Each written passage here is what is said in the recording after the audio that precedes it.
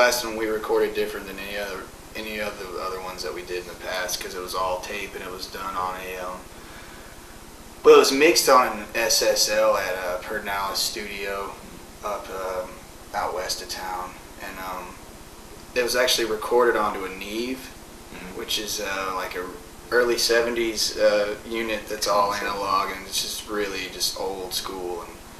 And we recorded it to the Neve and mixed it on an SSL, and we just used just a Studer 2-inch tape machine, and mixed it all down to half-inch tape, like once everything was mixed, and then we like dumped it to half-inch tape and then sent it off to get mastered, and that's how we did it. Now, you previously, I'm assuming you didn't use tape on your earlier records? We tried to, but ended up, well, the first one I wasn't around for. I assume that. Yeah, that was just straight to digital.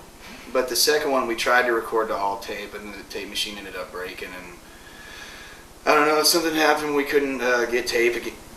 Couldn't get tape again, so we just recorded it to Nuendo. Okay. Just the recording technique alone is just a whole new world, as far as having to sit there and wait for it to be rewound back to the spot where you got to start again, and you just got to be on top of things. Yeah. A lot the engineer more. Has to be as good as the musicians too, punching in correctly, and it's a lot of precise work going on. A lot of teamwork going on, a lot more than versus digital. But as far as sonically,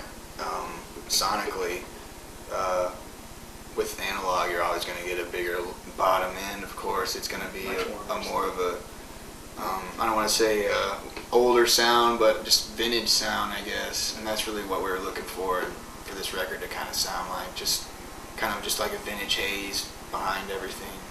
As far as the actual gear that was used to record this record, I don't think there's anything made after probably 1975. Everything was, except for maybe the SSL that we mixed it on. I think that was maybe made in like the 80s. But everything else was just as old as we could find, basically. Yeah. Do you try to make it so that you can play it with the people you have playing live with you? Do you think, wow, we shouldn't have all these parts on it because we can't duplicate it live, or any kind of studio trickery or things you do? Do you think about it when you're recording? We don't. Well, for this record, we didn't really think about that. That kind of became a dilemma whenever we got into trying to reproduce it live, like after it was like over with, and that's when the loop pedals came into play a lot. Yeah.